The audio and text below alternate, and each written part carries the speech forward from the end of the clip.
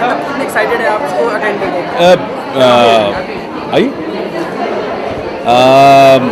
बहुत खुश हैं क्योंकि इंडियन मर्चेंट्स चैम्बर की जो लेडीज़ विंग है, जो शालिनी पीरामल जी हेड करती हैं, और ताओ आर्ट गैलरी जो कल्पना जी हेड करती हैं, इन दोनों ने एक खूबसूरत इतना बढ़िया एक एग्जीबिशन रखा जहाँ पे बदलते शहरों के चेहरे हमारे आर्टिस्ट ने पेंट करके दिखाए हैं, और लोग इसका बहुत एक लुत्फ़ उठा रहे हैं, एंजॉय कर रहे हैं आर्ट को।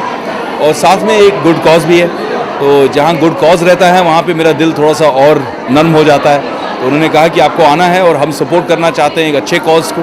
तो हमारा जो फाउंडेशन है, वन फाउंडेशन, जिसमें प्रियंका और मैं, मेरी पूरा परिवार काफ़ी काम कर रहा है, तो जहाँ पे हम बच्चियों को, छोटी बच्चियों को एजुकेट करते हैं फ्री में, उस कॉज में ये दोनों ऑर्गेनाइजेशंस जुड़े हैं और आज इन्होंने हमारा हाथ बटाया है उसमें। सर, आप कितना सर्व करते हैं, लोगों को बच्चों की हेल्प करते हैं और जगह जगह जहाँ भी होते हैं, जैसे कि आपने बताया आप जाते ही रहते हैं, तो आपका सोर्स ऑफ इंस्पिरेशन क्या है? मतलब क्या दिल में चलता है? यार, मुझे बड़ी खुशी होती है जब मैं उनका चेहरा देखता हूँ, उनके चेहरे पे मुस्कुराहट देखता हूँ, उनकी खुशी देखता हूँ।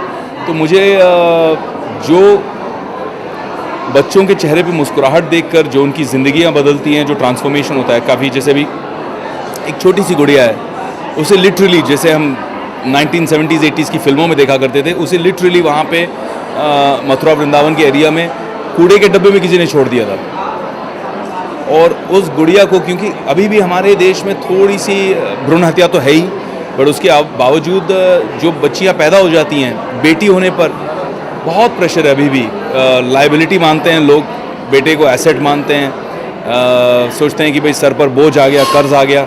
ये जो मानसिकता है, इसे बदलना बहुत ज़रूरी है। तो जब हम ऐसी बच्चियों को रेस्क्यू करते हैं, लेके आते हैं, उन्हें प्यार देते हैं और वो खुद सक्षम बन जाती हैं, उनके सशक्तिकरण करने के बाद जो एक खुशी मिलती है, जो एक उनको एम्पावर्ड देखने के बाद खुशी मिलती है, मुझे लगता है ये जो लड़कियां हैं, ये हम एक फ़ौज तैयार कर रहे हैं, एक आर्मी तैयार कर रहे हैं, और ये लड़कियां जो है पूरे देश को ही नहीं, पूरे विश्व को बदलेंगी, क्योंकि इन्हें पता है ये कहाँ से आई हैं और इन्हें पता है कि इनको इस समाज को बदलना ही पड़ेगा।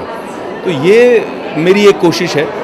अब धीरे धीरे करके 3000 बच्चियाँ हो गई हैं, और कुछ बच्चियाँ कॉलेज भी जा रही हैं, कुछ बच्चियाँ ITI वगैरह पढ़ रही हैं। सारी बच्चियाँ जो हैं सक्षम हो रही हैं, वो बहुत ज़रूरी था हमारे लिए। सर, जानना चाहेंगे जो आपने जिस कार्य का बीड़ा उठाया, ये कहाँ तक जाएगा और इसकी मंजिल? जब हमने शुरू किया था तो हमें पता भी नहीं था क्या करेंगे। 30-35 बच्चे थे, 40 बच्चियाँ थी, और धीरे धीरे करके लोगों ने हाथ बटाया, एक के बाद दो के बाद 3 स्कूल बन गए, अब चौथा बनने जा रहा है।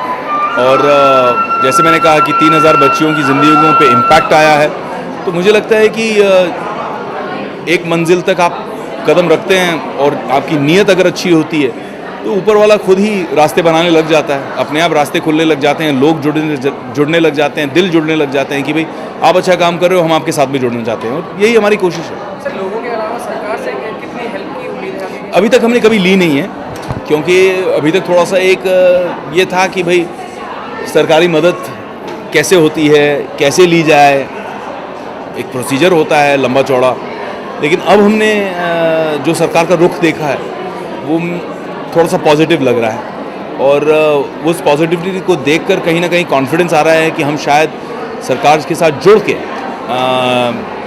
इसे और हम बढ़ा सकें। सर, उनको सजेशन देने के अलावा आप तो ये भी बताते हैं कि ये चीज़ पैदा ही क्यों होती है, इतनी लापरवाही है क्यों, क्या हमें संभालना पड़ता है? ये सामाजिक इशू है, सरकार का इशू नहीं है। ये हमारे लोगों की मानसिकता बदलना ज़रूरी है। आज भी हम, जैसे ऊना डिस्ट्रिक्ट है, परसों उनके कलेक्टर मुझे मिलने आए थे, जैन साहब, और वो यही बता रहे थे कि वहाँ पे भ्रूण हत्या इतनी हो गई है कि हर 1000 मर्दों के लिए सिर्फ अब बची हैं 850-875 औरतें। तो इतना बुरा हाल है।